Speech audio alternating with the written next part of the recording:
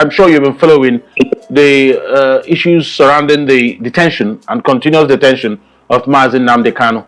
And he's been in court. A few things have happened. What do you think will be the best approach for Ndi-Igbo to ask for these things that they want from the country? When you need something from the federal government, you don't accomplish it by insulting the federal government. Yeah. You have to talk to people like you want something from them. You don't wrestle it by insulting them. Do you think that maybe Ndi-Igbo need to take another look at how they are demanding for whatever it is they want from the country? Mr. Nnamdi Kanu should be released, more especially when a court of competent jurisdiction, an appeal court, declared him innocent, acquitted him, let federal government release him and stop further trial, as is the case now. So long as Mr. Nnamdi Kanu is detained, the Igbos will still feel being excluded. The Igbos will still feel unacceptable in Nigeria. We shall still feel that marginalization. This government should release Mr. Nnamdi Kanu. He's not dangerous to peace. And so long as he's not released, it will continue to affect the peace process in the southeast. Release MAZI Nnamdi Kanu to give us a sense of belonging, because his counterparts have been released. Other people who agitated for that is a better day for their session have been released. Every true Igbo person need to watch this video. Every true Biafran need to settle down, watch this video. So if you are for this video from, actually I'm going to go open this video because the video is self-explanatory. Kabar watch this video from beginning to the end. In one part to start this video. Yes, this video explains a lot of things that Ndi-Igbo na Gabiganaka Nigeria. The reason why and the causes of this marginalization on the Ndi-Igbo as a people. And the reason why Akajima and Nnamdi Kanu up to now. So many things was discussed in this video that you would not want to miss. So Kabar watch this video. Drop one opinion in the comment section. To start the video. Watch the video, guys. I'm sure you've been following the issues surrounding the detention and continuous detention of MAZI Nnamdi Kanu. And he's been in court. A few things have happened. He's had to lash out at the judge at some point. Yes. And then he believes that the trial is not happening properly and all that. There's been issue of whether there is jurisdiction or not, in terms of whose court it should go to. So can you help us put this in perspective? Issue of Nnamdi Kanu. Yes. Yes. The issue of Nnamdi Kanu is quite pathetic. It's quite pathetic, and that is why we continue to talk about marginalization of the Igbos. His case has been treated differently. Number one, here was a young man. He wasn't born at the time of the Civil War. He came up and saw that his people are being marginalized unnecessarily. He saw that his people are being denied every possible opportunity and so forth. He joined and said that the right thing should be done.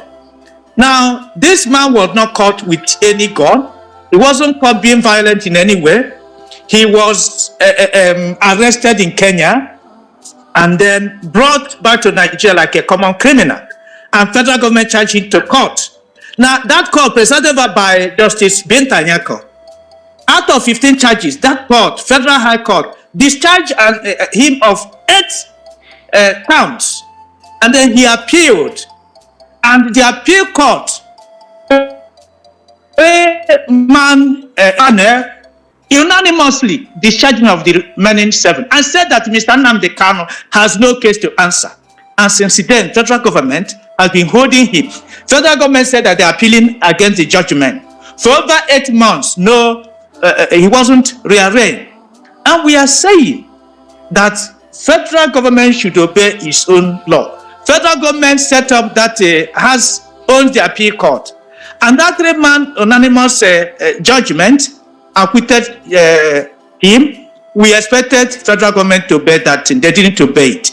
And that wasn't in consonant with the principle of justice, equity, and fairness. His own case was treated differently, simply because he's an Igbo man. And we are appealing to Mr. President Ahmed Tinubu, to use his discretionary power as the chief executive of Nigeria to grant Mr. Nnamdi Kanu an unconditional pardon and release him. He has no case to answer. so long as Mr. Nnamdi Kanu is detained, the Igbos will still feel being excluded. The Igbos will still feel unacceptable in Nigeria. We shall still feel that marginalization. This government should release Mr. Nnamdi Kanu. He's not dangerous to peace. And so long as he's not released, it will continue to affect the peace process in the Southeast. You see that we continue to have sit at home, Monday sit at home. And because of this, investors have all run away from Southeast. And you see the way Southeast is being treated. Every 500 meters, you see police checkpoint. The police checkpoint in Anambra alone is more than the police checkpoints in North Central or Northeast, other zones of the Federation. And we are being treated like a conquered territory. And we're asking Mr. President to change this narrative, to give people of Southeast a sense of belonging, to prove to us that we are part of this country, to prove to us that this country contributed immensely to the development of Nigeria. You remember the sacrifices the Igbos made when in 1954, Chief Anthony Anaharo proposed a motion for Nigeria independence in 1957. The North opposed it. Other sections of the country supported it.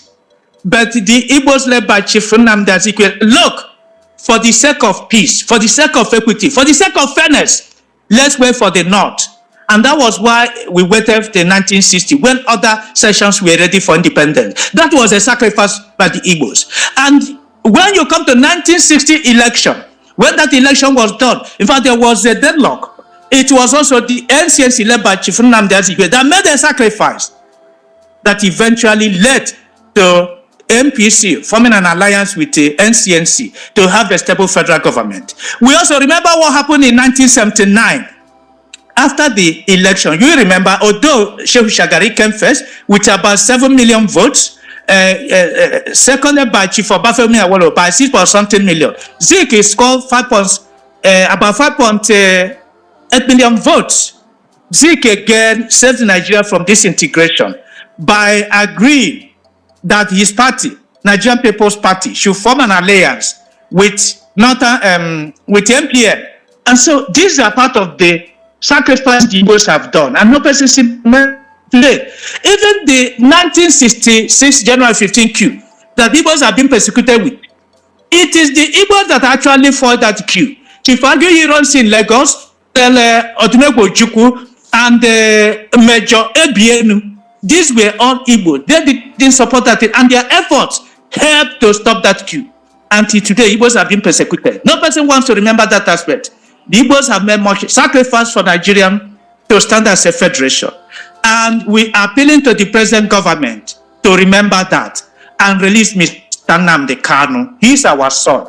So long as he's been detained, every Igbo man is in chair. And we're asking the federal government to, we are appealing, kindly release Mr. Nnamdi Kanu, because he is the central process in Igbo land, especially in Southeast. We are appealing that Mr. Nnamdi Kanu has no case to answer. Let him be released. All right. Two, okay. We are also appealing that the issue of, yes, even the issue of local government, it was terribly done against the interests of the South, especially Southeast. That is why we are saying that, look, federal government should allow issue of local government to remain a state affair, to stop further that escalation of marginalization of some sections of the country. Local government should remain a state affair. Let every state decide on the number of local government it wants, and so forth. So, if I get you right, one thing I would like us to clarify, because we'll have about 5 minutes to go.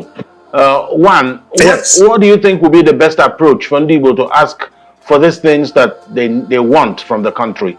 The argument in some quarters is that Ndi-Igbo may have been too hard-hitting in asking for these things. And there's a lot of insults being traded. In fact, at the burial of Professor Humphrey Wose, that point was made by the governor of Anambra State and also the Minister of Works. He says that when you need something from the federal government, you don't accomplish it by insulting the federal government. Yeah. You have to talk to people like you want something from them. You don't wrestle it by insulting them. Do you think that maybe Ndi-Igbo need to take another look at how they are demanding for whatever it is they want from the country?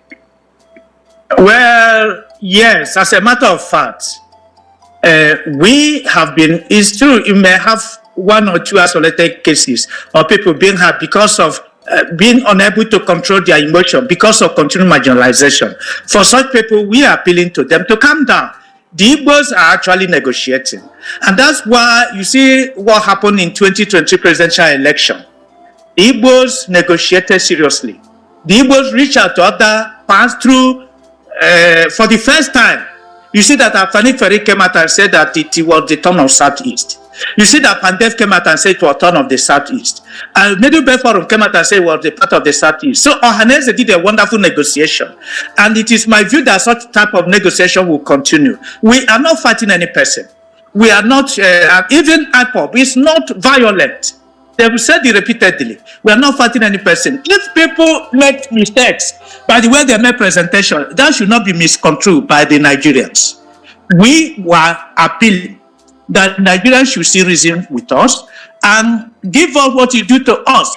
Give us additional one stage to be at par with other zones of the country. Release MAZI Nnamdi Kanu to give us a sense of belonging because his counterparts elsewhere have been released. Other people who agitated for that is a better day for their session have been released.